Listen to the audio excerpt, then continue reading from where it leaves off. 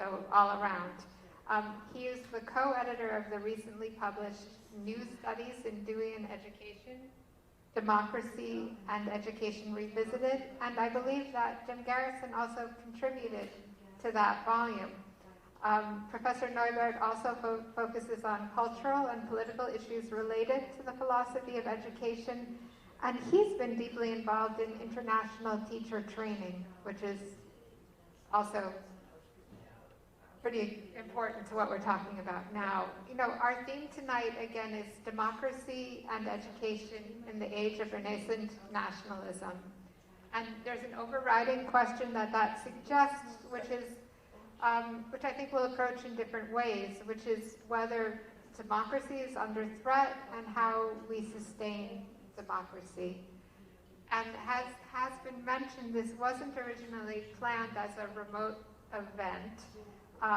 Coronavirus got in the way, but I thought that perhaps fortuitously those circumstances could suggest something of a starting point for our discussion. And Judith, let me begin with you. You know, we often speak of a fever of nationalism sweeping a country, of an epidemic of populist violence or an outbreak of attacks. So, two questions. How useful is that way of thinking in explaining and diagnosing something like rising nationalism? And if it is, are we indeed in the middle of that sort of a pandemic? Thank you, Amy. I think you've asked a key question tonight. I think the way of thinking about this rising nationalism as a kind of social cultural disease is very helpful. And if we consider the history of various nations in the world and events that we are remembering even tonight, we can see that democracy is a fragile state of health that we must constantly work to build up, to exercise, to expand, and to teach going forward as a healthy way of being for a society. This is a time in which we are remembering not only that amazing night when the Berlin Wall came down, and all of us Democrats worldwide raised our hands in cheers. We are also remembering Auschwitz at this time, and how very difficult it was for that fragile, hopeful Weimar Republic to maintain its strength in the face of this social cultural disease that eventually led to Auschwitz.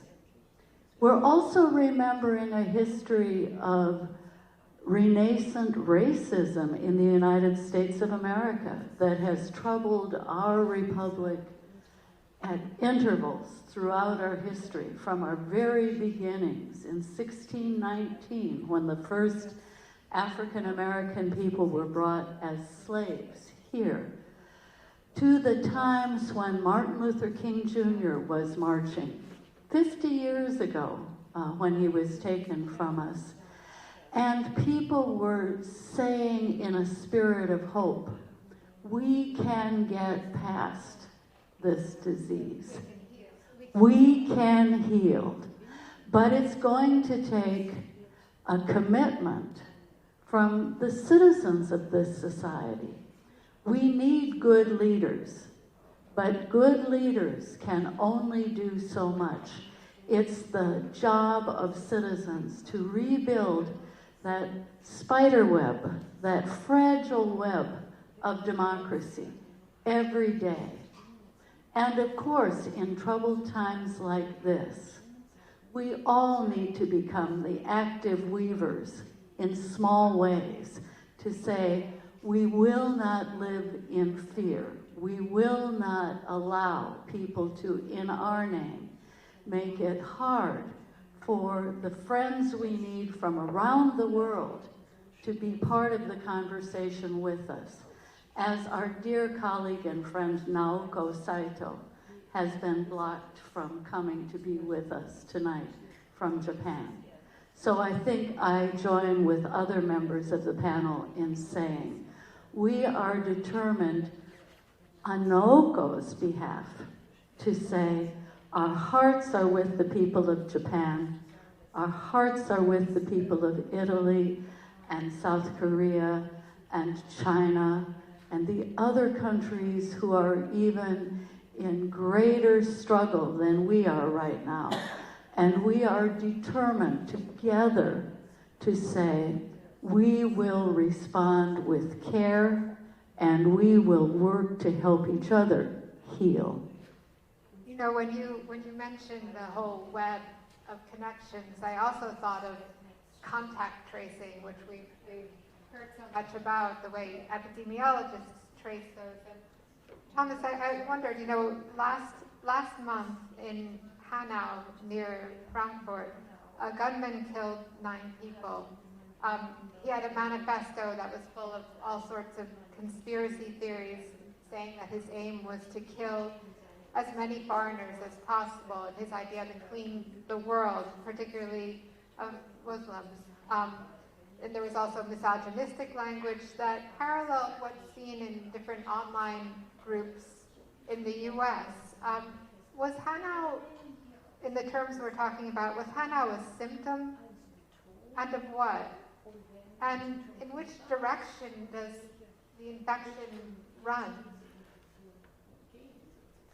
Hanau was not a singular massacre. Some weeks ago in Halle, we have a terrorist against the synagogue on Yom Kippur. And some years ago we had the NSU, the so-called NSU. It's a network of right-wing extremists. They killed a lot of people in Germany. And I think this explosion is a result of a deep-rooted racism in Germany. And this racism was for a long time domesticated by the popular parties, but it lives in this society. And I think that we observed in this time a transformation process in Germany and in the Western countries, in all Western countries. This transformation process is a process to a new 3+1 class society, from a balanced middle-class society. And the new classes show the differences in the German society. We have the upper class, that was the Occupy movement, called the 1% of the society, and then we have 3 new classes. The new middle class is with cosmopolitan values, with freedom values, and transcend borders, and open mind perspectives. And this new middle class is the leading middle class, the leading class in our society. But we have an old middle class. This old middle class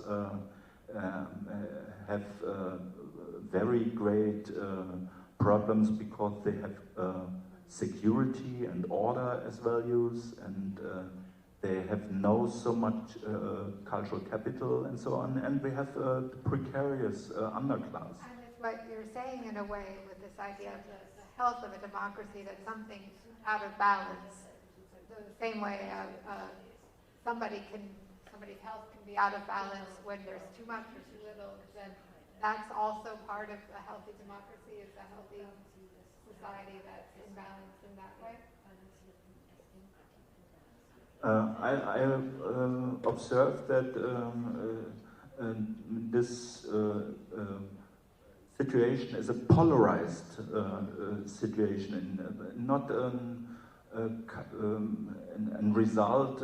It's a dynamic process, and we observe more polarization in our society, in the Western societies too, in France, for example, in the United States of America, UK, and so on. And I think we have three revolutionary processes that are the reasons for this transformation process. At first, it's a neoliberal economy for a long time, since the 70s, Reaganomics and Thatcherism, and we lost so much jobs in the industrial sector, and we won jobs, many jobs in the service sector. And the second revolution is the expansion of education. In 1960, 6% every year of the young people, they began to study at universities. In 2012, it was 51%. It's an explosion. And the third point is that was Ron Inglehart called the silent revolution. It's the cultural revolution since the end of the 60s. It's the student movement, the feminist movement, and the change of the cultural values. And it changed our societies, but not for all people, for 35% only. And that's bring this new polarization to an explosion. You know, Sherry, I wanted to talk about, Thomas mentioned that there's something going on in a lot of different countries at the same time. You know, we often talk about flu-like symptoms when people don't actually have the flu. The coronavirus is a different thing, but the symptoms look the same. I wonder if we're in danger of making the same sort of generalization with a whole set of political phenomena, rising nationalism, right-wing populism, left-wing populism, ethno-nationalism, anti-immigrant violence. You know, are these all, are we talking about the same pathology with maybe similar symptoms, or is there one thing that's going on, or a lot of different things that might look alike in some ways? So let me answer that by referring to some of the comments that have already been made. First of all, I think it is extremely important to recognize how fragile democracy is, as Judith said, right? I think especially after the collapse of the Soviet Union, we took the existence of democracy, its superiority, its easily functioning nature for granted. And anyone who knows anything about the history, you mentioned I just finished a book on that, knows that that is in fact not the case, right? That democracy is very fragile. And a very recent phenomenon in Europe in particular, and frankly in the United States as well, since before the 1960s, political scientists would not have considered the United States a fully democratic country. However, I do think that we have a bit of short-term bias in what we're looking at today. So for instance, if you look at attitudes about nationalism, about race, about immigration, they've not gotten any worse. In fact, they have uniformly gotten better. Where the big shift has actually been is not in mass attitudes. It's in the attitudes of the people in the room here. So if you look at survey data, what has happened over the past couple of decades is highly educated people in the West have gotten much more cosmopolitan, have gotten much more progressive, and their attitudes have diverged much more from the attitudes of folks in lower income groups and among the low educated.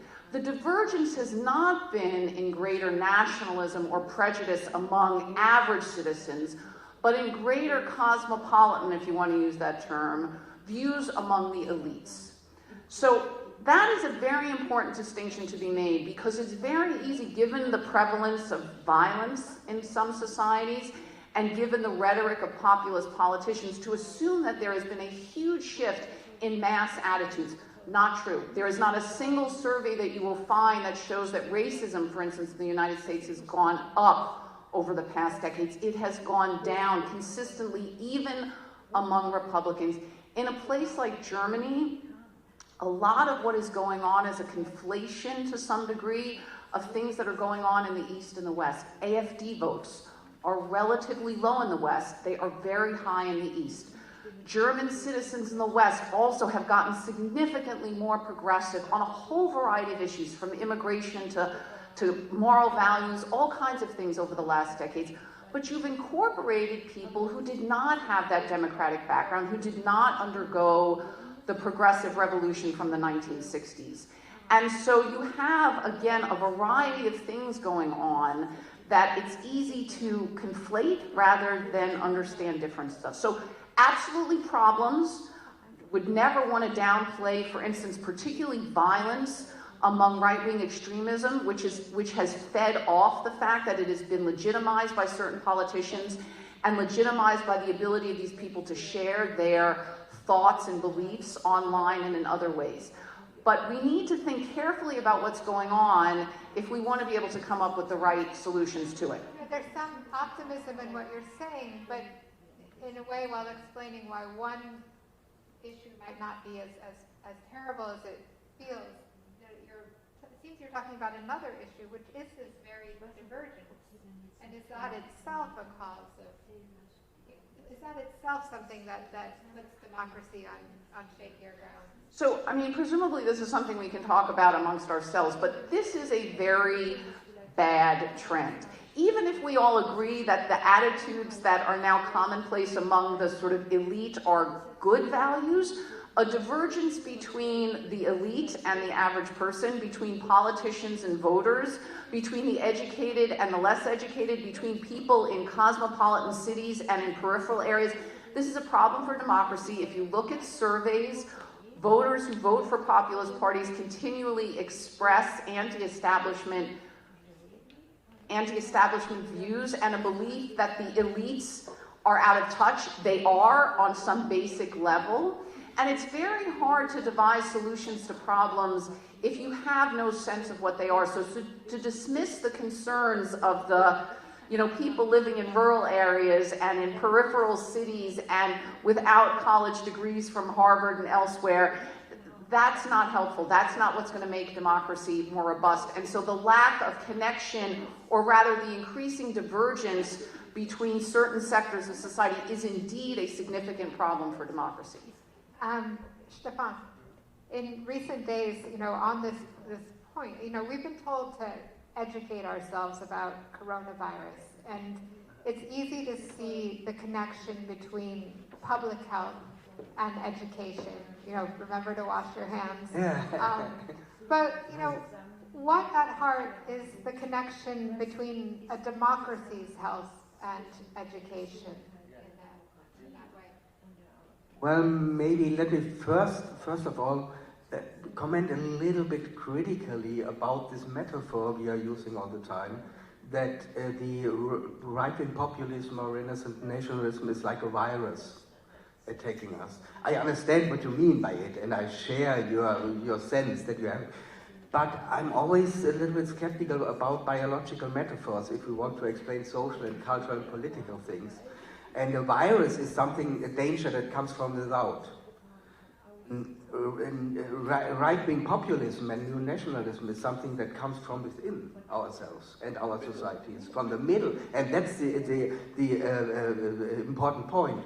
In Germany, I think, as well in the United States and many other countries, it comes from the middle of society to a very large degree. If you see the Pegida movement in Germany, the patriots of Europe against the Islamization of the Occident, what they call themselves, there have been researchers very early on when that movement started, and it showed up it's not only the marginalized people, not only the poor people or uneducated people, but pretty much educated people. And just listen once to one of our parliament meetings in the Bundestag in Germany when the right-wing people talk. They are not just stupid people, they are professors.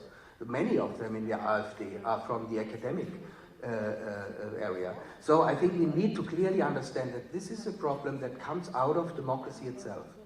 And I think it's a very important lesson for us to learn from the 20th century that democracy can easily abolish itself by democratic means.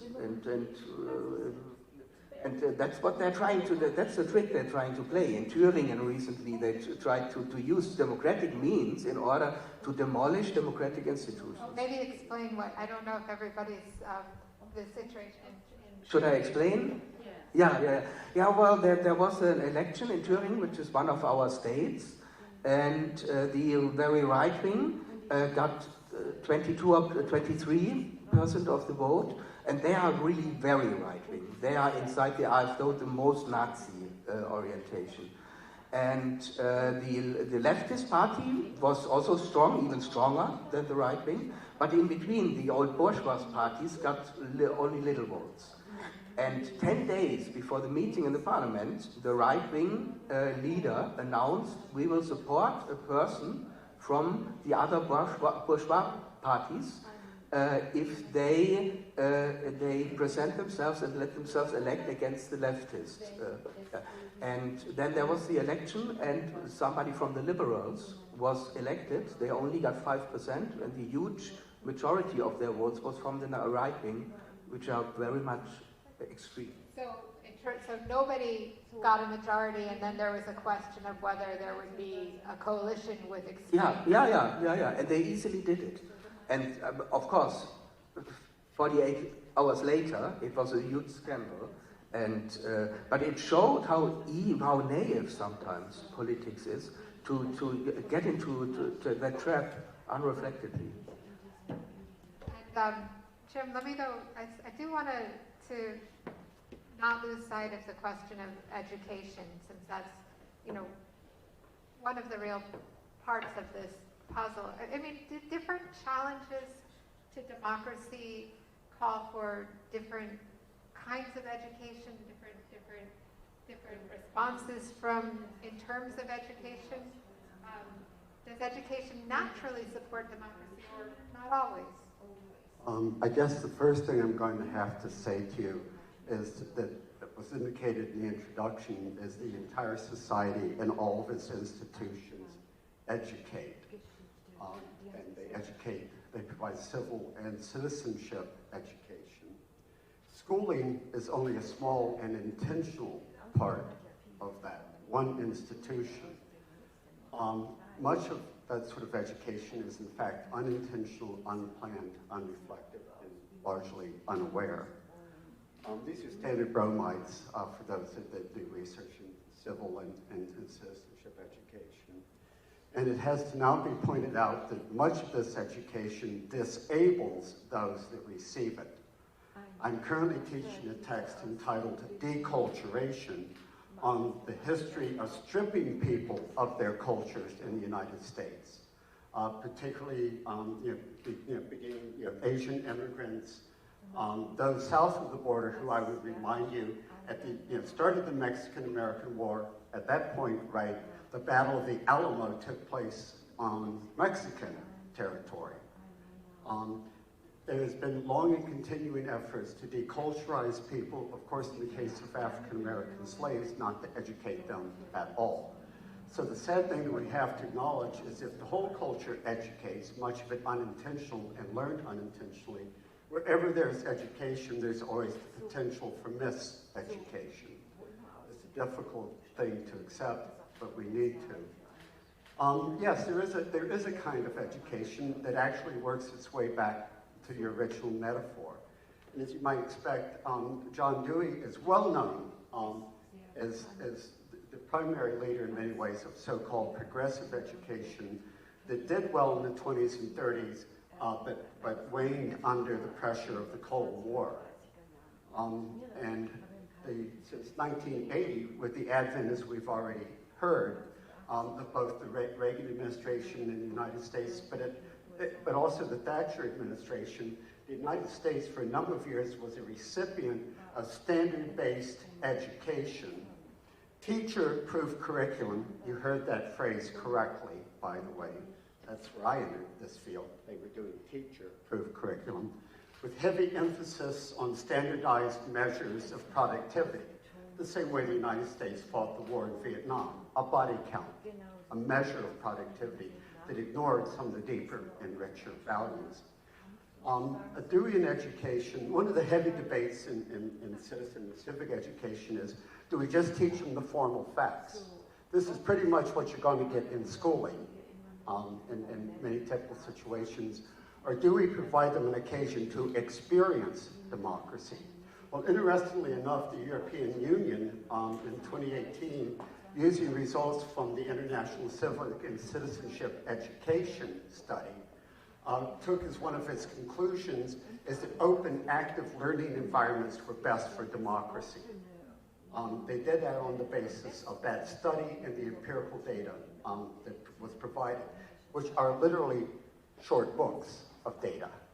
Now, where this is going is whether one knows Dewey or not, these ideas are now so entrenched by a scholar that traveled heavily internationally, that whether they have been forgotten or not, something like what we did in the workshop earlier today, where we enacted pluralistic, participatory, communicative democracy, in which at the end, the students told us what was wrong with our work.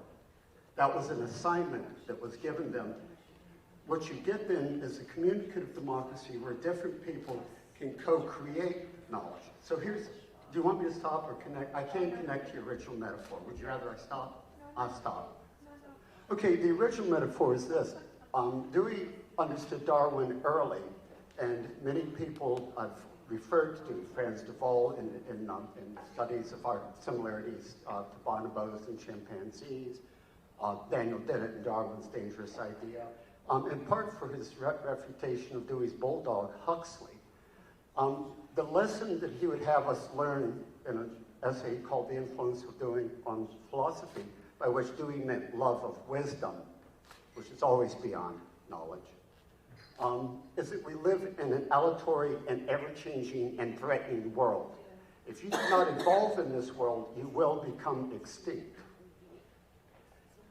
What that connects to, in that case later, was his wonderful essay, Creative Democracy, the Task Before Us. Any democracy that's not creative, and I would say co-creative with all of its participants, as well as its immigrants and others, will flounder. It is indeed fragile. It must be experienced, and an educational system that doesn't provide that will fail a democracy. Last point. Since 1980, standard-based output measures of productivity have controlled schooling, have greatly disempowered students. So here's my conclusion on that form of education. The great idea of the 19th century was refining natural resources as interchangeable parts in the global production function.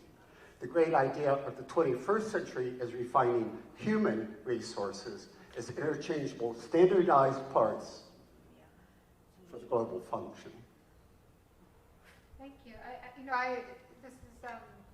I think that we also, in that spirit, want to just mention that we want to bring in people who are watching the stream, who are taking part remotely. If you have any questions for our panelists, please note them in the comments, and I'll try to ask and get answers for you from them. And with that, let's turn back to the panel. And I just want to pick up on, because it seems that one of the issues you're talking about is trust and power, and and I wonder about that. How do we help people to navigate conspiracy theories, to navigate questions about what is an authority, fake news, all of that? If you don't have trust in a democracy or an educational system, then what do you have? And Thomas, maybe you could talk about that in terms of what role civic education plays in building, maintaining, and I would say earning that trust. I think that in the civic education sector, it's very important that civic education is not only a process of cognition. It's very important to have participation, and the credibility in this process is a very big factor. And so it's very important to find the right partners and in this process, not only teachers. We cooperate with influencers in the social media sector. I give you an example. We cooperate with 21 years old young women from Offenbach, near of Hanau, and she is a beauty blogger, and we co-produce short videos about the religious terms in the Islamic religion, and in the society, in the German society, the knowledge about the Islam religion is not developed, and also in the area of the young Muslims, the knowledge is also not expensive, and so we have with this influencer young women very good support to change credibility and information and impulses for discussion to young persons in the field of migration sector and also in the majority society to discuss about the religion, to discuss about the lifestyle, to discuss about what means religion for my life in a society, and that it helps that you cooperate in new ways and bring civic education in a credible way to target groups. They don't participate in the formal educational sector. They don't participate in the non-formal sector. They don't participate in informal sector. They discuss by themselves, but they don't get civic education. And in this way, we have success and public sphere. Stefan, would you say that that young beauty influencer is living democracy in the John Dewey sense? I don't know the case now, but I pretty much would think so. But with the qualification that, of course, democracy and education in a Deweyan sense is a much broader field, and it includes civic education and good programs of civic education, no question. But it first of all also includes to make learning processes, generally learning processes in schools, for example, more democratic than they often are at present. In the process or also in the content? In the both. But in the content and in the methods. That's the important thing, though. I mean, in Germany, we have a very limited sense, I think, understanding of what the relation of politics and education is, especially on the school level. When I was myself in school, and I often talk with my students, they make now pretty much the same experience in this kind of generation. Democracy in school means you elect a speaker. The students have their representative, a class speaker or school speaker and things like that. Of course, that's not a bad thing, also to have a school parliament and things like that. But the important thing is that education in its contents and its methods allows for diversity and participation in as open and as fruitful way as is possible. And you mentioned that I do a lot in the field of internationalization of teacher education. There are a lot of potentials to learn from international experiences. For example, we have learned over the last years, and are continuing to learn, for example, from Finnish teacher education, which is very different than German, and in many respects much more affin to such a democracy idea in learning and in education. That would be the one side. The other side, very important to Dewey, is that democracy as a political field is not only about making decisions. Democracy is at the same time something experienced and itself a learning process. And that's also a thing that in Germany we don't have a very strong tradition of that. We tend to think democracy is only about making decisions.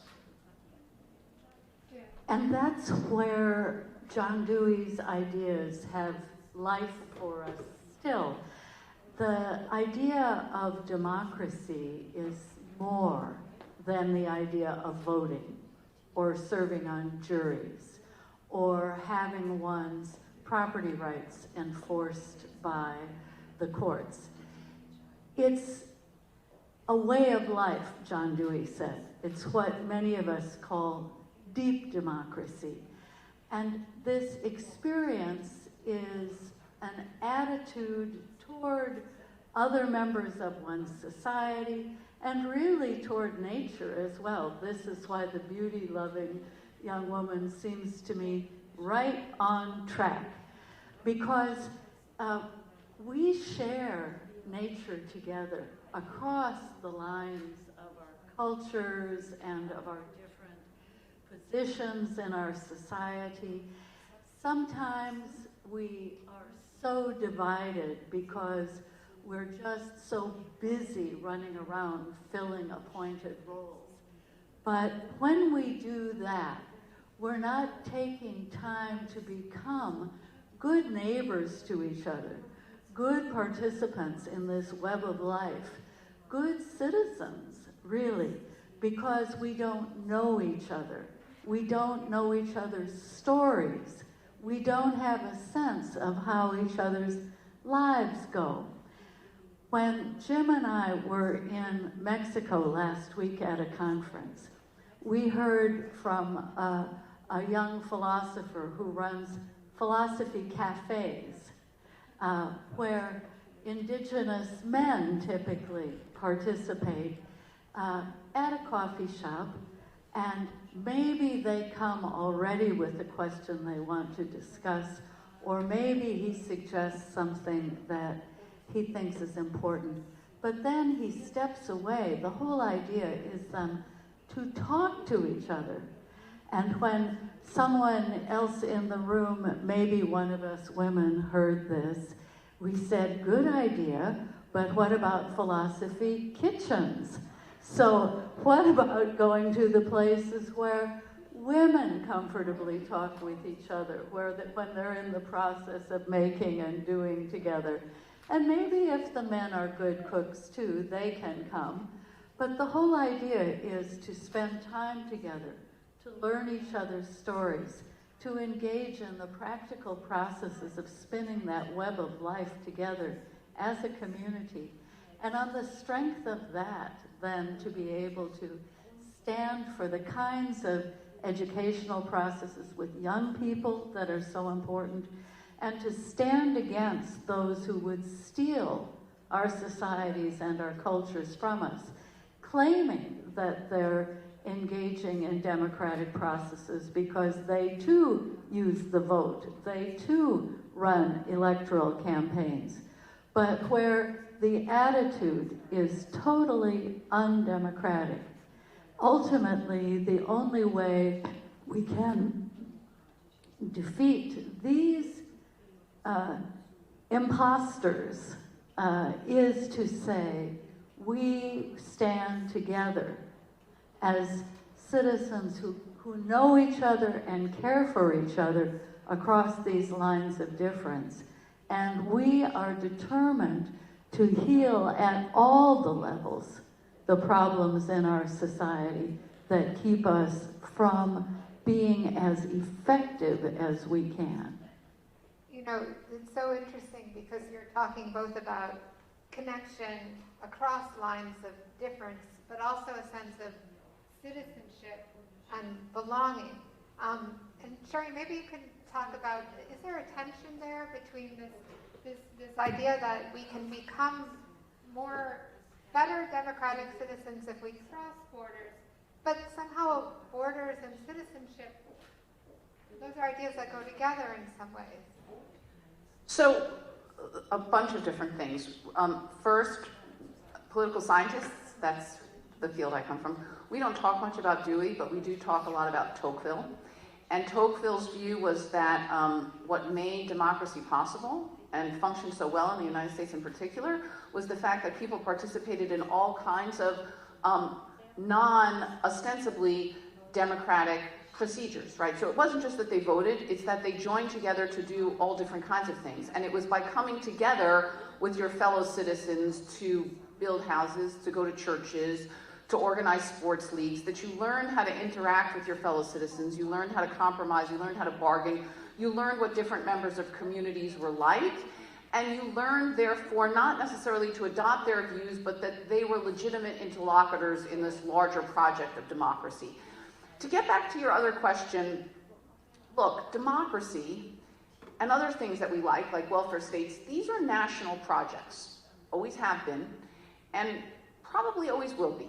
So there is a tension on some level between our commitment to those outside of our borders and our commitment to strengthening our own democracy. I would not say that they are in contradiction with each other in any way, but there is a tension there.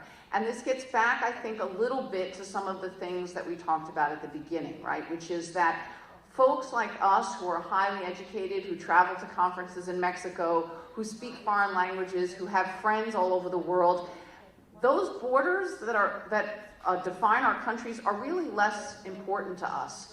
But for other people, they are much more important, simply for how they live their daily lives.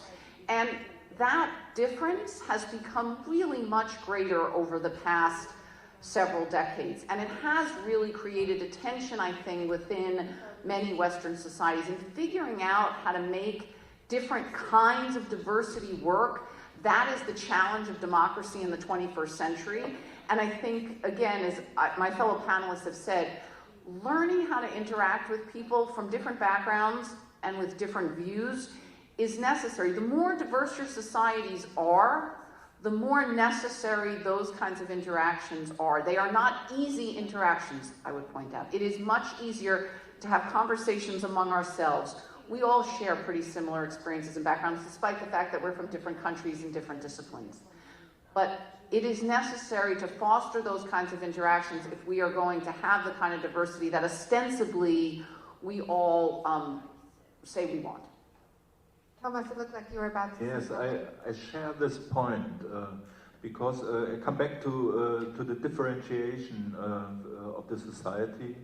Our experience is that we in the civic education sector don't share, the people, the learners, don't share the same values, don't share the same cultural values, don't share the same social values and economic values. And that's the problem for the processes in the formal, non-formal and informal sector. And in Germany we have a discussion about the principles, how we can deal with these processes. And it's a Beutelsbacher consensus. It's a 3 principles we have in our discipline. At first it's forbidden to overwhelming.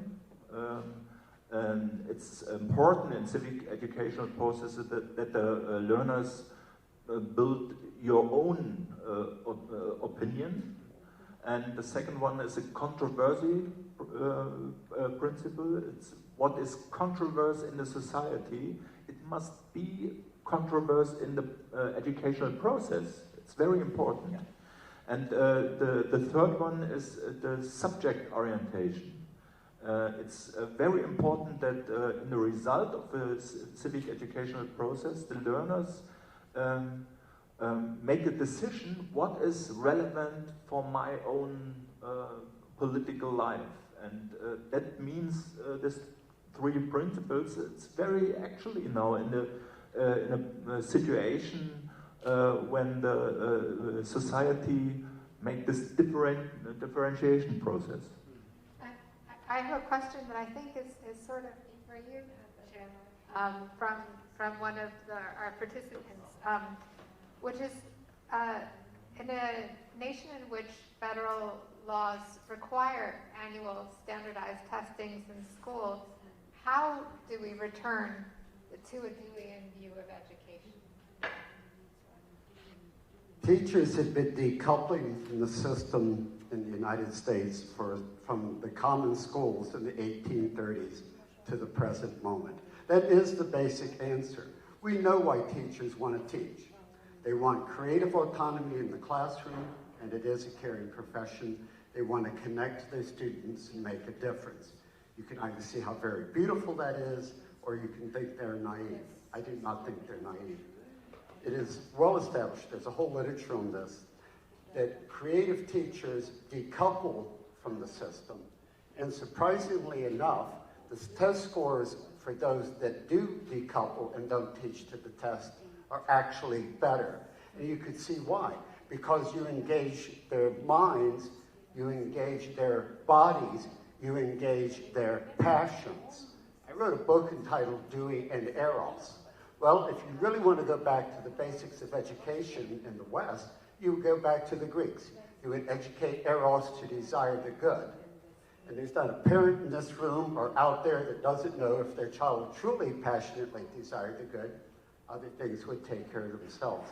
So the fact is that there are terrific teachers in many places succeeding, and we can show this, by decoupling from the system and teaching in more creative ways. They feel more rewarded, the students are more engaged, the learning oftentimes just simply takes care of itself. It's not a romance. And this is another great question from somebody who's taking part remotely, which I think is I'd like to hear more than one person's response to it, is how do we deal with trolls when it comes to digital democracy? And I think that's what that's asking is, how do we deal with the loudest, meanest, crudest voice drowning out other voices and coming to define the conversation? Stefan, do you want to say something about that? Yes. Well, actually, it's a severe problem, and I think we all don't take, or many of us don't take that context of digitalization seriously enough yet. Jim and I have recently written about, a book about the contemporary dangers to democracy. And one of the aspects we discussed is that these kind of communication loops that often emerge in internet communication, where very one-sided positions seem to cover all the space and lure people into a trap of believing that's the only way of seeing the world. I think basically, again, to my mind, and I think it's really underestimated in our time, I'm reading a lot about democracy from sociologists, political scientists, and so on, and the connection to education is often much too much forgotten.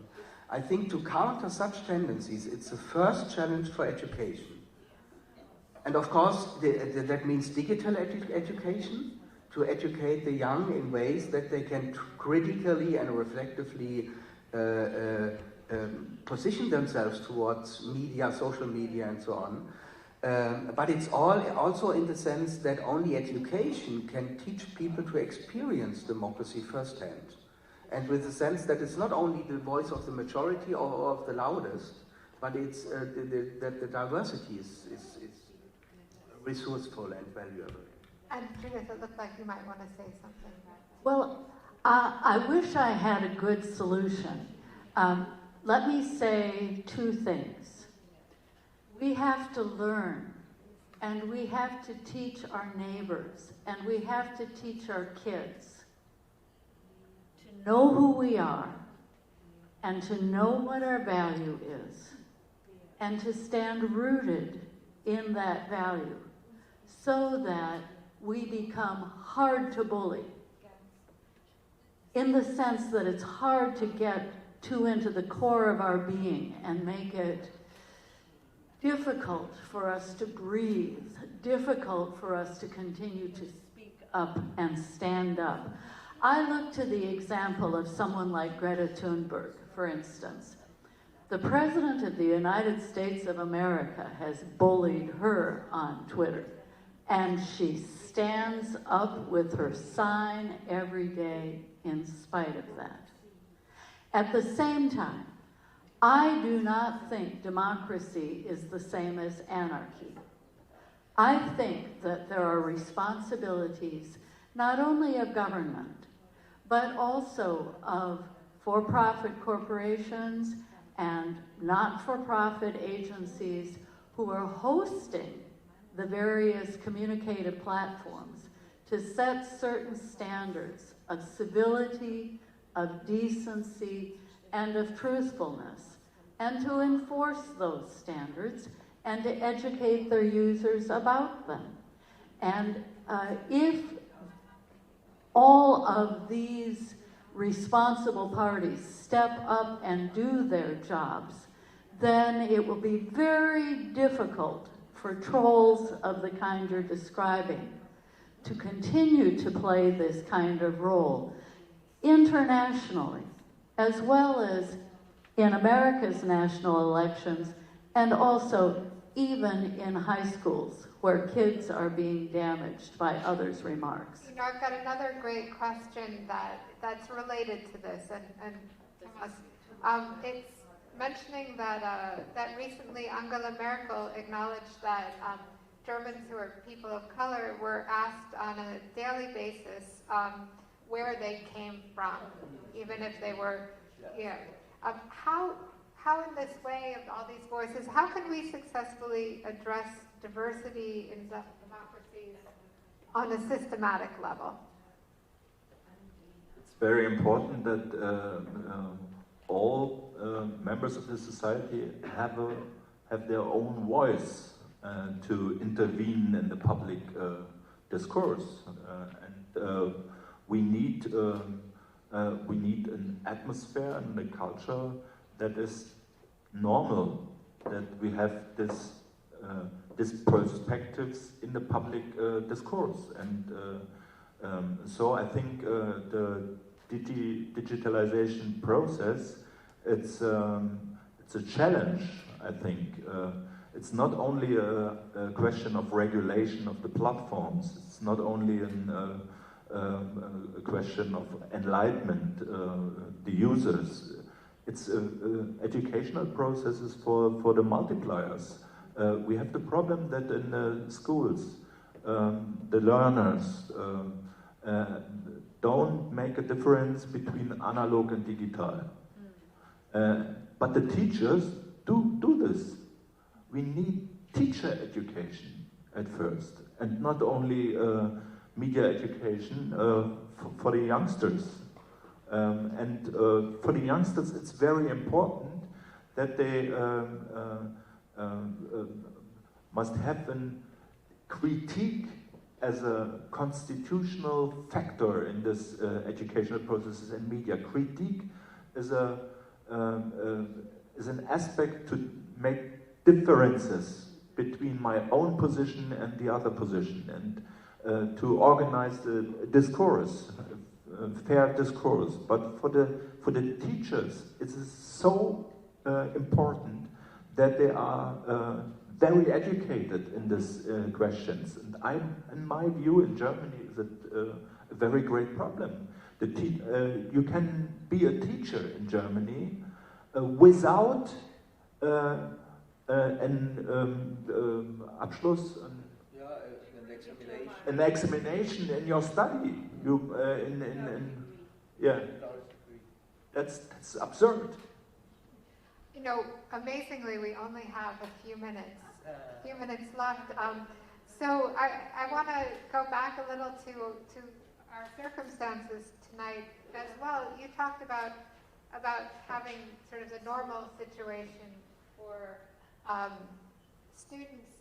What sometimes it's not normal. And I wonder if we could talk briefly about how democracies react in emergencies, and also how, in terms of education, how democratic citizens become resilient in the face of emergencies.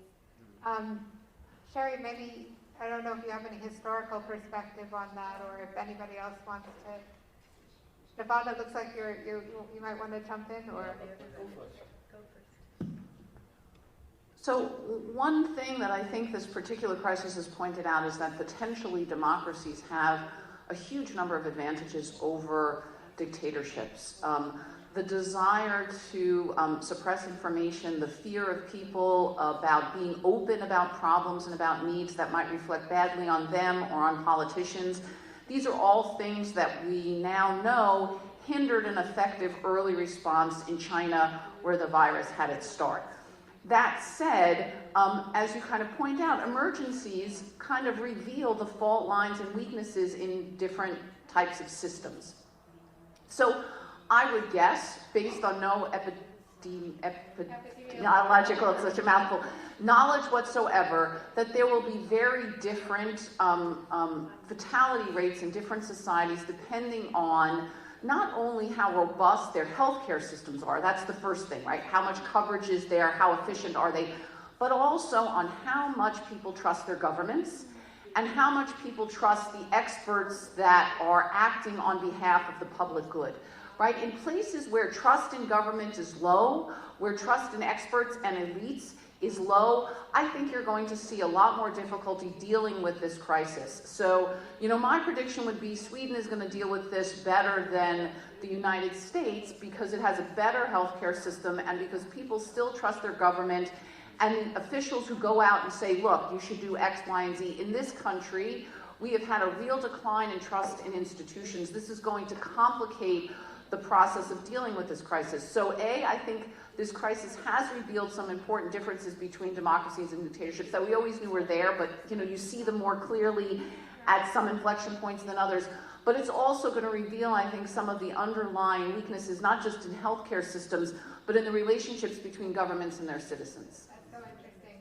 Tomas, do you want to? Back to the question, what we need for the marginalized groups in the society. And I think it's so important that we know that our civic educational sector is asymmetric.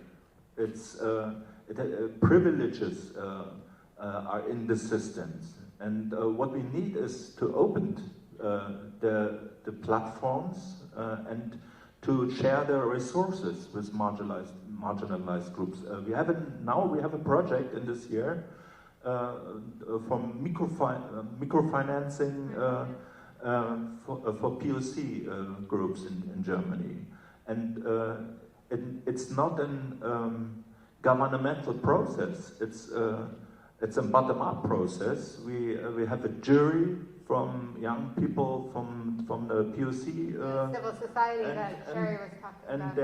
they make the decision who gets the money for projects in this field of civic education sector. Stefan, did you? Yes, I wanted just a little bit to connect which was said before. One thing for me, it was kind of even ironic, because I have a colleague in Cologne with whom I often do oral examinations together. And when it comes to democracy, and he's a sociologist, and he's not anti-democratic or so, but he often likes to challenge me, and he says, well, but certain solutions can be implemented much easier in a dictatorship, like environmental issues and so on. In Shanghai, they have from one day to another introduced electronic motorbikes and things like that.